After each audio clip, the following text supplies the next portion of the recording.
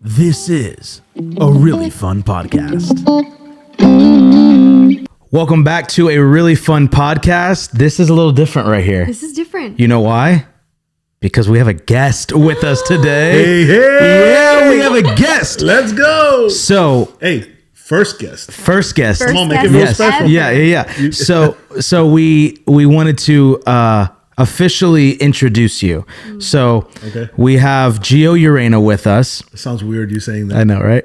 So we have Gio Urena with us. We have a retired major league chaplain Yep. of 16 years.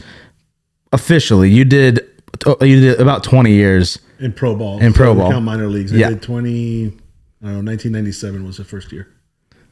A lot of years. 98. 97, 98. You're coming up on 30 years. Coming up on 30. Wow. Well, I haven't done it. That's true. But you're with the Charlotte Knights. Yep. So you're back. yes. You're back, baby. Anyways, let's get back to the intro. So did professional chaplaincy with the Tampa Bay Rays and some other teams. And now for the last 5 years, you've worked with Christian Family Life, a marriage ministry based here in Charlotte, Yep. but is a global ministry. And then you are a father to the three of the best kids in the world and their spouses. Yep. Thank you. Ain't for that your right? Mission. Ain't that right? So that's your official intro. How's it feel? Yeah. It's weird. Like, oh yeah, Makes it I did all those you things. Made that sound a lot better than it actually all was. Yeah, that's true. But anyways, Rach, you got anything? Well, if you didn't catch that, this is Daniel's dad. Yes. Welcome, Yes. Daniel's dad. Well, yeah, That's right. There's going to be Urena. people watching this that don't know that. Yeah. Exactly. Right. When we were talking before, Rach was like, you actually need to give them some context because people that tune into the podcast may literally have no clue right. that you are my dad. So the reason that we asked you to be on the podcast this week was very specific because this coming Sunday, June 15th, I believe it is Father's Day. And so how fitting for Father's Day, we wanted to interview you for our podcast. Sweet. And so we Glad to be here. got some fun questions for I you. have some experience in that world. You do. You're welcome. Now I'm a grandfather. Now you are a So you have grandfather. doubly the experience. Man, it's so much Doubly. better. Doubly. It's so much better. I don't have to worry about all those things I worried about with you. Yeah, we'll get there. We'll get there. All right. So Rach, lead us off. All right. Start with some fun questions. All right. But they're going to test your knowledge of your kids. Oh, boy. Are you ready? I'm ready. So I was able to talk to your three kids and get their answers. Okay. We'll see if you know them well. All right. Okay. Let's Our go. first question: what was each kid's favorite subject in school? Okay, I'm gonna go with Ashley was probably in the sciences. Okay. Okay. Daniel was PE or lunch. Okay. I did have to give a real answer. Rachel made me give a real answer We gave like a real. because that So was does my PE first. count? That was my Is it- first answer. that would have been his first answer, so you have to give a different answer. Okay, Bible. Okay. I Okay. guess, I did go to a Christian school. because it was a Christian school. And Okay. then Johnny, I'm gonna land on some kind of math. Okay. You want to give a big whopping answer? Oh, for three. You don't know your kids. No, that's okay. Ash said English. What? Johnny said history. Okay. And Daniel also said history. So Bible, kind of. Bible. Yeah. That falls in Because I there. mean, Biblical history. It Yeah. falls. The reason I said history was because, first of all, I didn't put Bible in that same category because not everybody gets to take that. So I was like, True. Yeah, Rachel went to public school, didn't get that. Yeah. And then history was because I'm of surprised at English on. Ashley. Yeah. Yeah, that is Maybe surprising. that's what she was best at, and she But just she figured really that was like her she. favorite. That's why she went to college at first to get a degree in therapy. Yep, So Sports she did therapy, yeah, biology and sports all that. medicine. She really enjoyed those classes. that's true. Interesting. But she's not doing that anyway. So. No, she does, and she speaks pretty decent English, so that's good. Okay, all right. So the second question was, what was each kid's first paid job? Okay. For Ashley, it was Karis Bookstore. Okay, Okay. For Daniel, I don't know if you got paid at Mike's Pizza first, but you also worked at Karis Bookstore. okay. Okay. And Johnny was University of Tampa in their sports department. All right. Put up the number of Where am correct I at? answers. Where am I at? 3 for All 3. three. Yeah, let's go. Which one was it? Nice Karis job. or Karis, Mike's? yeah, it was Karis. Okay. I because the job with Mike's, I only worked there 3 days total, and the entire paycheck, I did get paid, but I actually never received any money. It was Coach Mike gave me a bat That was my Oh, payment. that was your payment. Oh, So- that's Okay. sweet. Yeah, so technically I never got any money for it, Okay. but I did get it. I All did get right. it back. Good memories though. Yeah, very good memories. All right, go ahead, Rach. All right. This one is not testing your knowledge of them, but who do you think out of all the children, and I think I know the answer, but for those who don't, is more like mom? Ashley. Okay. Why? Johnny would kind of like between. They're both Ashley and Mom are both black and white. Yeah. You know, Like the right and wrong kind Yeah. of thing. Yep. and they'll vocalize that to you, which Ooh, yeah. I see you treading light water. I see you treading light water. Johnny's a close second. Daniel is not even close. No, I'm not Right. like mom at all. So, follow up question: who is most like you? Daniel. Daniel. Guilty as charged. For those who don't know Daniel and Gio on a close relationship, they are the same person. They make the Mm-hmm. I am- same jokes. I am my own they person, laugh though. at the same things. I am my own person, Yes. But where did you learn everything from? Your dad. though. Yeah, that's true. That's and it's true. awesome. They're great. They're Yeah. great people. Well, and one of the cool things about that, just a side note, I don't know, am I allowed to do Please. that? Oh yeah, you can side note whatever you want. Is from as little as I can remember, Daniel was always in my back pocket. Like, if I'm saying, hey, I'm going over to the fields to go see some guy, Dad, I want to go with you. So, I mean, always, all the way through to maybe it's ultimately what gave you the love for ministry, but Yeah. you got to see it from Yeah. you were little. The tough thing with it is that Dad translated it into, "Hey, I'm going to the store. You want to go with me?" And I'm like, "No, I don't want to go do that. I only want to go That's do not the as fun fun, things." yeah. Yeah, not those things. No. The ministry related Yeah, the things. ministry related things, the baseball player things. Right. No, I remember going to those things often, and we'll just tell one story that we've told so many times. But it was during a spring training, and Dad was with the Rays, and we get to the complex, and Dad was very heavy on we're in and out because like I'm not going to bombard these guys. Like I love hanging out with them, but they're working right now. This is their job, and I'm not gonna just hang out just to say I hung out with these guys and stuff like that. And so I'm gonna go in. We're gonna do our thing, and I'm gonna go out, and you can sit right here with the security guard right outside.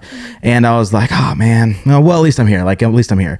And in Florida, it was freezing. It was 45 degrees outside. It was freezing. Freezing, And During so, spring training. Yeah, during spring training. And so one of the coaches was walking in, and he was like looking at me. He's like, "Son, you're freezing out here. Come inside." And then I wasn't about to say no. My dad said no. I was like, "Yes, sir. I'm coming right now." Absolutely will. And so it was one of those spring training days where inside they had a spread of all their food, like all the good stuff. And Dad finishes chapel, and he's walking out, and he's making his rounds saying bye to everybody. And he sees me across the room in between like two of the Rays like best players. Like I'm right in the middle of them, and I already have a mound of bacon That's on all my. he got was That's all I bacon. got because I didn't do eggs. I didn't do all the other extra stuff. Oh my And so I got a mound of bacon, and he beelines towards me.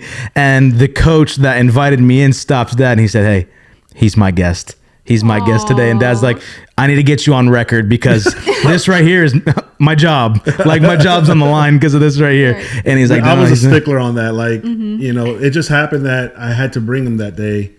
And so normally I don't. I just used to go to the actual ministry part, like when I had to do the work. And, but that day, I don't know why, but Mom had been Yeah. the other two. So I took him and stay right here. Yeah. I should have known. Yeah. I should have known. The thing is, though, is that's favor, man. I didn't ask. I didn't ask. That You're was right. favor. Oh, And it was cold out there. Yeah, it was. Yeah. But we have tons of stories like that, and there could be like 4 episodes just on all the funny stories and stuff like that.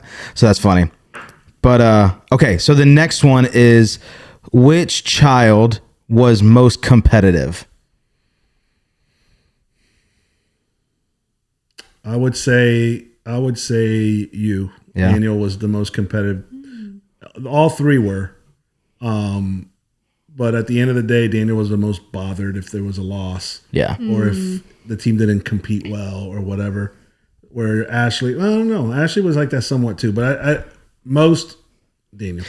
I would probably say because some of their teams that they were on, I mean, most teams, all of us were on at times weren't great sometimes, but like my senior year, like our baseball team, that was when I found myself the most competitive because we were good, and so I feel like the team dynamic can also play a factor into that of like, I'm not going to be competitive because nobody else on my team is competitive right now. And so I'm just going to go with it. And if we lose, we lose. Like, we're probably going to lose anyways. And I was like, no, that can't happen. But I would say Johnny is kind of forming his way up to the competitive part. Yeah. And I don't really know why. And I mean, none of us really play sports anymore. We watch it all, but it comes out in board games. It does. It does. Oh, does it? Yeah, yes. It does. Rachel's buying in though. Oh, Rachel's buying in. I'm getting there. Yeah, you're getting there. there for sure. You're getting there. Oh man, you got any extra thoughts? No, I feel like it's cool. I feel like it's cool to get the background of like the fun side, because truthfully, like, the majority of time we have is fun, and like we don't get to see like the things that happen behind closed doors of like the things that you wrestle with or like where your mind is at. But starting with the fun things is like, that's your guys' MO is let's have fun, let's just love on one another and just be like one big happy family kind of thing. Yep. I think life is too good and too awesome and too amazing to stay in those other areas. I'm not saying you never get there or you ever experience moments like that, but life's just too good. And when you have a family that really loves one another and all jive together, it's like, yeah, well, I mean, of course we're going to have a good time. So, but yeah. Yeah, the word thrive is what we often talked about. There was a lot of things that we would share with them, and one was like a statement, the choices you make determine the paths you take. So whatever you're choosing now is going to affect your tomorrow. And one of the things that we didn't want is for them, because there's so many subcultural things that happen. Like in school, kids start saying, I can't stand school, I hate school. Sometimes you're just saying it to say it, because you're a kid, but we wouldn't let them do it. Like, no, you're going to thrive and you're going to have a blast and go to school and you're going to be with your friends. And so that's how they tackled it. You know? And so that's kind of the MO that we took as parents was let's try to spin what culture is trying to tell them and spin it for a positive. Yeah. So and then maybe they themselves can have an inroad and can move others in that direction. And I feel like we did see that. Yeah. Well, and you talk about these lessons, and it does segue into our next one. But before we get there, I wanted to just kind of detour for a sec that you and Mom had Ashley and me, and Johnny, all at fairly young ages. Yeah. How old were you for Ashley, and then me, and then Johnny? I was 22 with Ash, 23 with you, and then 27. Yeah. So you think of those things, and it's like, well, I'm 28, so I'm now older now than you were with all three kids. And so you hear these lessons and you're like, yeah, seriously, you hear these lessons and you're like, yeah, that sounds really good from you hearing you now, but it's like, yeah, but I implemented those when I was 26, 27, like, and then as you guys grew up, but like, it's not for seasoned, like, I would say we're seasoned in areas, but like for like a seasoned 45, 50-year-old, like this was stuff we were implementing when we were 25 years old, 26 years old, not really having any clue what we were doing. But what we knew is that we're going to be positive influences, that we're going to, because we're representing the Lord, and I don't want to be a negative representation of that. Right. So you're implementing these things at a young age. Yeah. I want to jump ahead if there's other questions that may lead to this, but we were young and we knew that. And when you guys were born and you guys were 16 months apart, we were, it was like, oh my gosh, okay, let's focus, And so one of the things that we did was we would keep our eyes open in our church and we'd say, okay, I like the way those kids are turning out. They're 5 to 7 years That's good. ahead of ours. I like how look at, no, Nope. I'm not going to mention names, but we would go to those parents and ask questions, and and it's interesting some of the feedback that we got, and some of it was stuff that you wouldn't think of, like your kids know a lot more than you think they know, a lot sooner than you think they do. Yep. And so we're like, okay, so that means that they're by a certain, they're going to know yes and no. They're going to know maybe not right from wrong completely, but if we say no, they're going to know that they shouldn't do that, and they're going to test that. And so that was one of the things that we focused on. The other one was consistency. Like, we've got to be consistent from the beginning to the end. Super hard because it's exhausting, because kids are just relentless. Yeah. But if you give up, they know it, and then they know that they can go right back to that. Yeah. So those were two, but there's more. But Well, so that leads us to the next portion. So the first half of all those questions were kind of lighthearted, silly, get to know us a little bit. But then the next one says, what was one lesson you tried really hard to teach us growing up? So you mentioned a few, but if any more come to mind where it's like, this was a pretty like prevalent, like lesson we tried to teach growing up. So we wanted you guys to know that however you live at home is the same way we live at church, and it's the same way we live at school, and it's the same way we live on vacation or wherever, that it's not compartmentalized.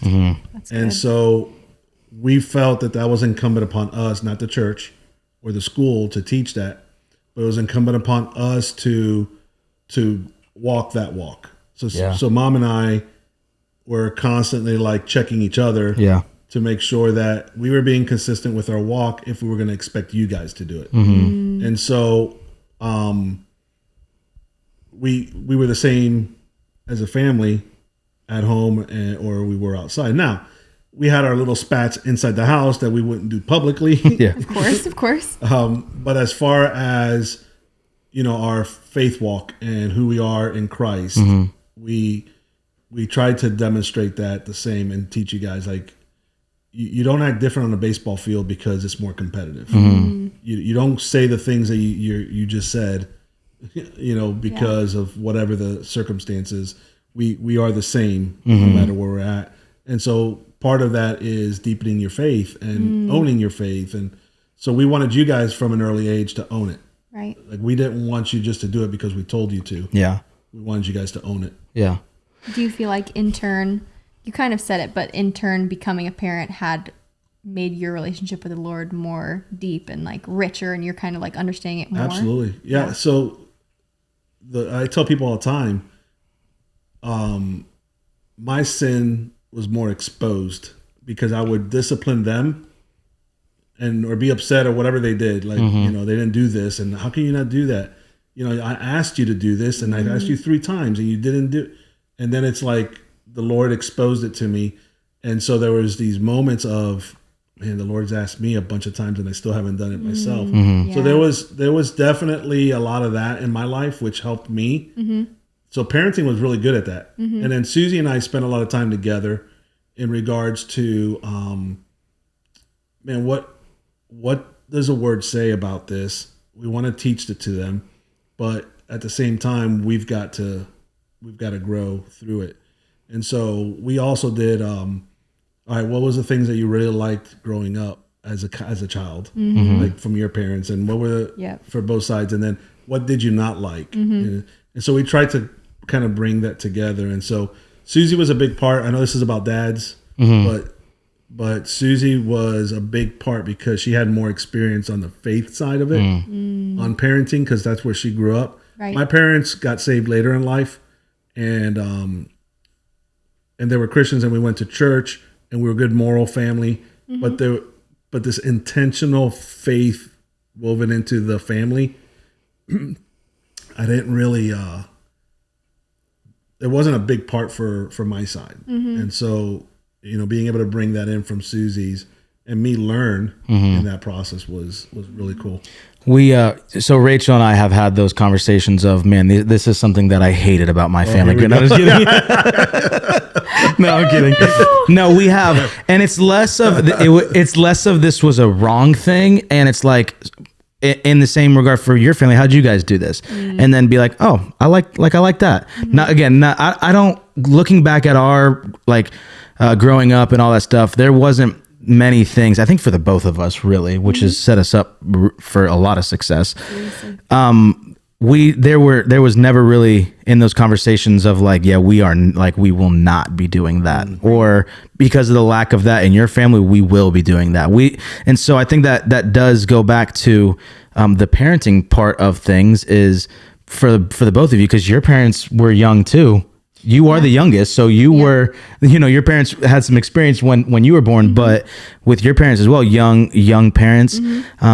It's mind blowing because for a child, when you grow up, you only see your parents as like however old they are at that time. And then when you get into your like middle school and high school years, and even now, it's like my parents have always been adults. Right. And it's like, well, what about when they were 22 and 23?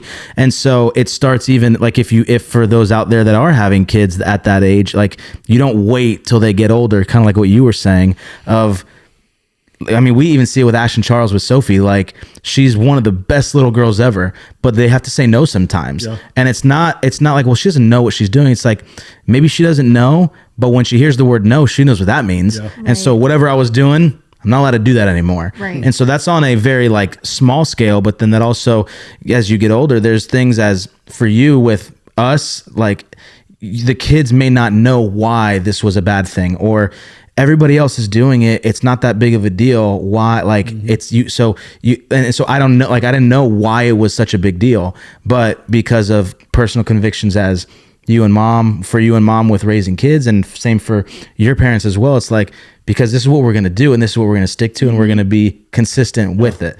And I will say that I think that all of your siblings, and then Johnny is yet to get married, but all of your siblings are married. And then for Ash and I, like you see the fruit of good parenting in families. Again, I'm not like hyping myself up, being like we're the most awesome people in the world. Our families are the best. They are the best. But it intentionally starts with the parenting, and then good parenting comes from, and you guys talk about this all the time, from good marriages as well. And so we're starting this podcast. This podcast is over there. You guys have a podcast on that side of the room, talking about marriages, and healthy marriages lead to healthy couples, which then in turn, when they have kids, lead to healthy parents. And so it all matters. It doesn't just magically happen.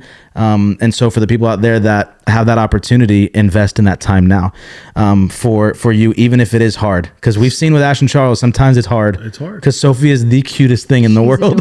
Yeah, it's hard. It's I mentioned consistency, right? And sometimes you just want to give in because it's easier. But easy stuff doesn't usually, at the end of the day, produce quality. I was thinking about that when, it's easy just to pick up that chocolate cake that's on the counter, but to actually prepare yourself something that's healthy takes a little bit of work, but it pays off. That's right. But a little side note, you mentioned Johnny's the only one of all the siblings that is not married. So if you're out there, he's gonna hate you. Here's a requirement: you gotta love Jesus. Yeah, that's it, and that's it. Love Jesus. Yeah, and not be over 40 years old. 40. He's 24. So all right. Oh my gosh, no! This was the MO growing up. Is like that would do so stuff, and mainly with Johnny. And Johnny's like, and now I'm done with you. And now you won't hear me for the next 3 days. You know what? And I don't know the questions that are coming up, but one thing that I didn't care was, I didn't care what they thought their friends were going to think or whatever. If it was right, it was right. If it was wrong, it was wrong. I'd walk into situations and they knew that I'd do it, and so I didn't have a problem embarrassing them in those situations. No, nope. Hey, that's good though. It honestly. is. That made them all hold to a higher standard. It's good. Yeah, I think it's good. Yeah, we can keep going. So we talked a little bit about how you were younger in your parenting life, and you started it young, but I think it kind of correlates to this question of like, did you ever worry that you weren't enough, or you weren't going to be enough, or is there things that you struggled to be as a young dad, or as a dad in general, because of that? So that's a very good question. When we found out that Susie was pregnant, I'm 21 years old. I'm like, oh my gosh, I'm not ready for this. Like I just started my first job. We just got married. And so the initial was a shock, but I don't think I had time to be fearful. Like I went into the mode of, okay, I got to do the things where I think about stuff today of back then. And I'm like, oh my gosh, I can't believe we did that. Like, man, I wasn't even ready. I mean, stuff stuff that I know today versus the stuff that I knew back then. Right. It's totally different. But Susie and I believed in two things. Number one is God's grace is sufficient. God's going to cover all that if we're trying to be obedient to him and what he wants us to do. And then we lived off the mantra, seek ye first the kingdom of God and his righteousness, and all these things will be added unto you. And so that was our, to this day, that's our verse. That's what we live off of. Like, we don't know what tomorrow holds, but God does, and we're going to just trust that. And so I kind of, I don't know, I can't speak for Susie, but I kind of went into provide, protect mode. Like, immediately, okay, I gotta keep these people alive. I love that. And so, okay, I gotta work, be serious about my work. It really, I had to grow up fat. Of course. To me, I feel like we had to mature a lot quicker. People ask me all the time, would you have rather had kids then or wait a few years? Now that we're on this side of it, I like the way it I was about to say, it depends on when you ask me. You ask me now? No, this is what I like. Back then, but back then it was bit. Like Susie and I really didn't have that time frame. Although we dated for 3.5 years, but as married couple, we didn't have that much time. But we got it now, right? On this end of it, with a little bit more money. Yeah, that's true. Than we had back then. But yeah, that's a good question. There was an initial shock. Like, oh my goodness, I can't do this. And then by God's grace, we just kind of were in mode. And Susie is even keel. Susie's so balanced that helps me. I'm the emotional up and down person. And so knowing that's tough. Couldn't be me. So being able to know that it seemed like she had things under control. Like she knew what she was doing and whatever. That helped as well. And so, but as they got older, there were moments, okay, they're going into preteens. Do we even know what we're doing here? Right. What helped there was we were youth pastors for a little while. And so we got the ins and outs of what that lifestyle was before they got into it. And so it's true. So there was a lot of practice and things that the Lord put in our path that helped us not to be freaking out. Yeah. Which is very easy. That is helpful. It's a lot of pressure. So there was never like a time or a specific moment where the thought came into your head, like, I'm not doing enough as a dad. Or are there things I could be doing more? Or was it kind of like the best thing I can do is give them Jesus, for me to run after Jesus and then let that overflow into my kid's life? Because I feel like there's there's questions every day, like, I don't know what I'm doing there, or I don't know how to answer that question, but those are like more so moments rather than an ultimate feeling or like a season of your life of, I don't know what I'm doing and I can't leave, like I can't walk away, can't leave this, but I don't know what I'm doing. So how do I sit in the middle of this? Or is it like just in any time a moment like that came up, it was talk to mom about it, pray about it, talk to wise counsel, and then move forward. Like you didn't really live in I'm not enough as a dad. No, I didn't live in that at all. I felt like, I had a great dad. So I felt confident, he loved us, took care of us. So I had a great example of a good father. And so that gives me the confidence as well. Like, okay, maybe I do a few things differently than he did it, but, I feel like he did a really good job. Probably for me, the one time where I felt like, man, I may have dropped the ball here was I got into a mode of taking care of making sure we're good, that we're going to be surviving. And it turned into a workaholic experience. And I found myself at the church all the time and working late hours. And God used Daniel, and he said, I hate ministry, and I hate because that's all he got to see. And every time I was in the office, I'd take him and he'd be in there, Dad, can we no, I got to finish this or whatever. Whenever, it could have been left for tomorrow, but I was just in that mode.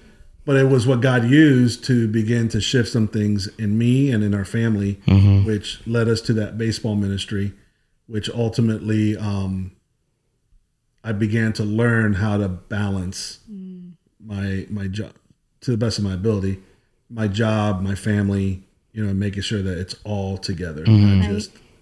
And so, but it also helped that they could go with me to things and things like that. But so I would say that was a moment that God used to shift things as a dad, to make sure that I wasn't leaving my family behind. Even though I felt like I was doing good and providing for them, I was neglecting some important things in their lives. Yeah. It makes me think of, I actually had a conversation today with one of the Davidson college students, and we were talking about, relationships and like future marriage and stuff like that. And he brought up a good concern, and it was about the financial provision piece. And I said, and my initial response was, if God were to look at you and say, hey, I need you to provide for your family, and would you want that to be a financial provision or giving them me? And when I say giving them me, like this is God asking, or giving them me. And everybody's initial answer is definitely like that. Like, yeah, for sure, God. Absolutely. But then you're put in that situation, you're like, no, he needs me to provide for my family financially. And there are times where that's the case, but then there becomes an addiction to it, or look at my family, look at all the things they get to do, or all the fun things they're a part of because I work so hard. But then if you were to ask the kids, they were like, well, we never saw dad. And it's like, well, we don't want that. So I think the ministry to the family is that first biggest piece. And then, because the other question that I said is like, if you are trusting in the job to provide for your family, to pay you, and if you work hard enough, then you're ultimately telling God, like, my efforts in this job or what are providing the needs for my family. But they, at the same time, they are fully losing the father figure in their life. And it's coming from a good place from dad. Sure. Like it's coming from, I want this for you, but the priorities are out of whack because they need you first. And then so I think at that moment, because I remember we did a U-turn in the parking lot. You're like, I said, I hate this place. And I was literally 8 years old. I hate this place. I never want to be here. And that was what I thought the church was. And you're like, yep, we're turning around right now. And from that point moving forward, we never, I shouldn't say never, but like we didn't have the newest and coolest things. Like we didn't have that. I went to school with kids that had that, but then I would go hang out at their house and I'd come back and I'd be like, I am thankful for the family that I have because that family's crazy.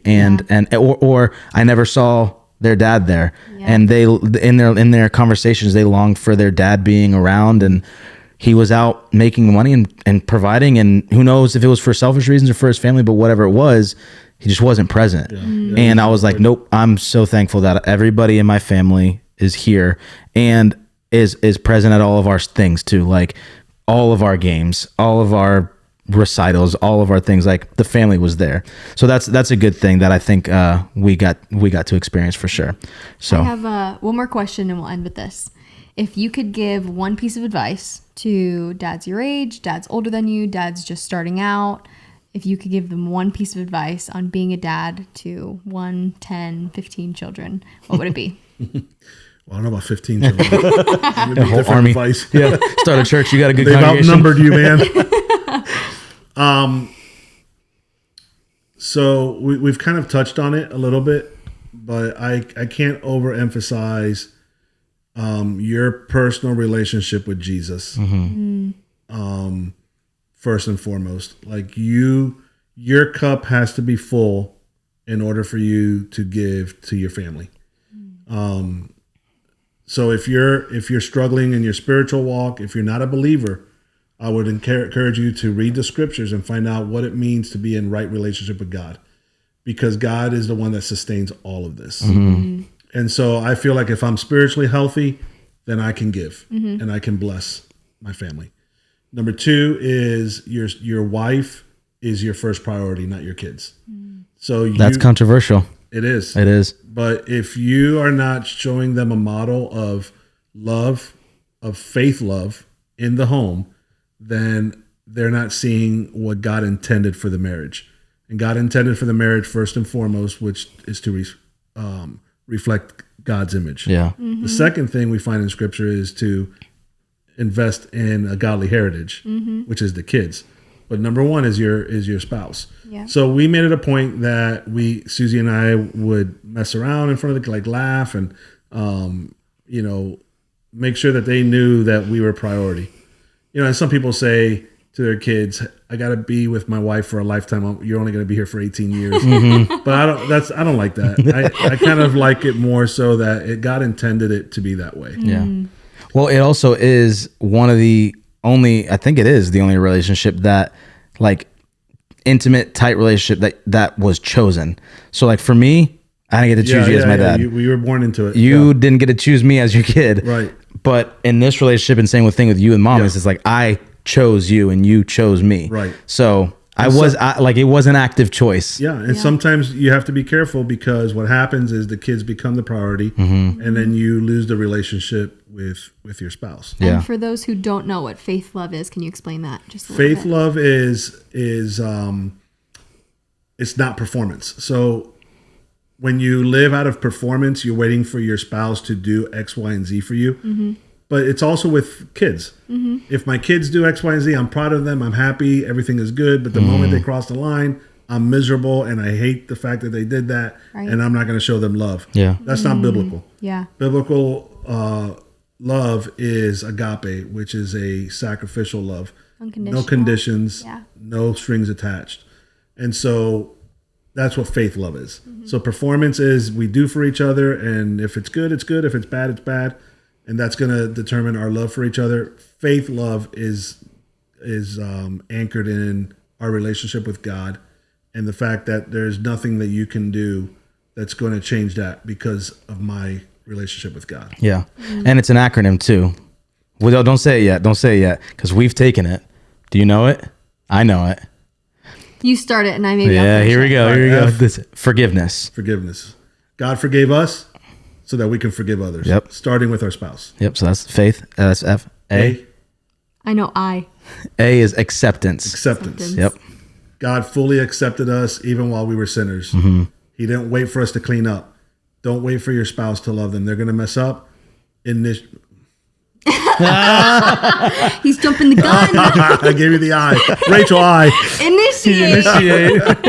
Initiate is don't dig your heels in. Like, even if you're the one that's been wronged, initiate, on both sides. T. So he gave you the I, so you got to go T. Is it trust? Yeah, there you go. Trust. I didn't know it. I forgot. That's why we help each other. Yeah, right.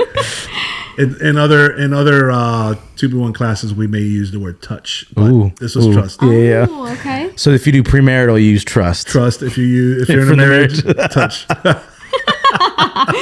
And the H? Trust God's process. God's got a plan. He's got a process. He brought you two together. And so even in difficult times, we work through it and trust in the Lord so that we can trust each other. And then H. 3, 2, 1. The Holy Spirit. Holy Spirit. Oh, come on, Rach. I didn't know it. The anchor. Holy Spirit is the anchor. anchor. Holy That's Spirit is the engine that moves all this faith, love in us.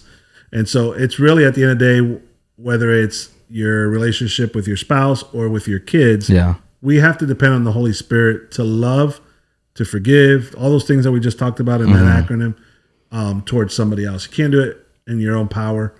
We're not strong enough. We're not capable. At least not like Extended. lasting. Yeah, like You you may can do it for a a moment, but not and then it doesn't have the eternal impact when it comes from us because the love that we give our own, it's really nothing. Yeah. And so it's got to be God's love. So anyways, any last thoughts? I know when we went into that faith love, that acronym, I kind of talked cut you about off. making sure you're spiritually strong, make sure that you and your spouse are a priority. Yep. And then the last thing is invest in your kids.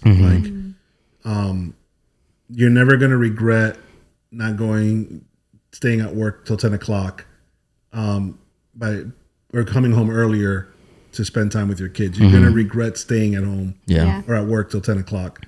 You're going to regret the weekends that you missed all their stuff and whatever. You're going to regret those things. You're not going to regret spending time with them and investing in them. And so make it a point to work through your schedules. Make it a point to make the sacrifices that you need to make. No, you can't do everything, but try to do as much as you can. I know when I was a kid, if I'm in a game, I always look to see if my parents were in the stands. And I think every kid does that. Yep. And so, be there. Yep. Be there for them. I think I never looked in the stands to see if you guys were there. I was looking at the stands to see where you guys were sitting. And for me, and you were in the dugout most of the time. So I didn't have to go too far. so funny. But anyways, thank you so much. This is good insight. These are, we often tell the people that the conversation that Rachel and I have, we already have these conversations. And so we were like, let's just start recording them because maybe they're just for us and we get to watch them back again and get encouraged, but also know that people may be going through these things as well, or these are lessons that are helpful for other people. And so, like I said, with this one, these are conversations that we have as well, that there's just not cameras around us often. And so these are fun conversations, and we're thankful that we have the opportunity to put them out, and hopefully people are encouraged by them. And there's so much more we could have said. Yeah. It's just we're limited by time. Yeah. Because you're right. If we put a camera, I remember a time, and we'll close with this. I remember when we were all sitting at the dining Well, table. I'll say when we close. You're a guest. Oh, You're sorry, the guest. this is your podcast. We'll close when Daniel's ready. Or Rachel. Mainly Rachel. And you had some friends over. This was recently, within the last couple of years. And we got into a discussion at the table, and you and Ashley and Johnny felt comfortable, push back with me or push back with mom, and we pushed back. And I don't know if you remember that. And then this person was like, stop. Like, is everybody comfortable with this right now? And I thought that was a perfect picture of what God has done in our family. We don't walk on eggshells. We're able to say the things we need to say. We apologize when we need to apologize. But there's a relationship there that allows us to be free and be who we are. And so I think that's a big piece to the process is God created all of us with incredible gifts and talents and abilities. And instead of thwarting them in each other, let's let each other be free to be who God called us to be. And not change each other.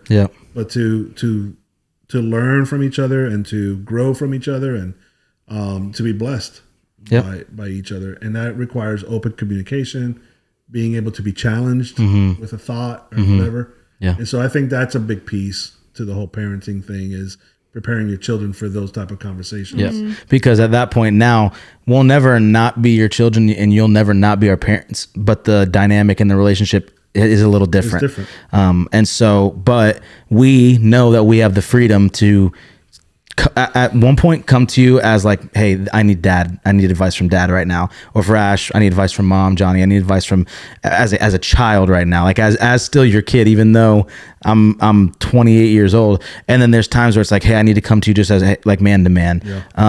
Or then there's also like, hey, as a dad, I want to give you this advice. And then you can be like, hey, this is just unsolicited advice. And I'm not expecting you to do this because you're an adult and now we're married. And so, it's a different dynamic in the relationship. So anyways, that's the key of parenting is preparing your children to release them like that so that they become independent. They own their own faith and then they begin to establish their own walk. And so, we're grateful for it. I know that it's kind of unusual that we all live in the same area, but I'm grateful for it as long as the Lord allows that to happen. And we're blessed by you guys and love that you guys are doing stuff like this. But Rachel, we love you and we prayed for you for a long time. And we're really thankful that God has brought you into Daniel's life because you are his perfect provision. And we see it. Thank you. Well, Take us home, Rach. I'll close with this. Thank you for raising such a great man, and we're thankful for the dad that you are, and you continue to be dad for so many, and grandpa now to almost 2, which is really exciting. But we'll close with this. Happy Father's Day to all the dads out there, the ones with littles, the ones with olders, the ones with spiritual kids. We are just so thankful for all of you, your love, your provision, all the things that you do. We're so grateful for who you are and what you mean to us. But happy Father's Day to all of our dads, and thanks, Dad, for being on our podcast thank you for today. having me. Let's go. It's an honor. Let's go. Well, we'll catch you next time. Love you guys. Bye.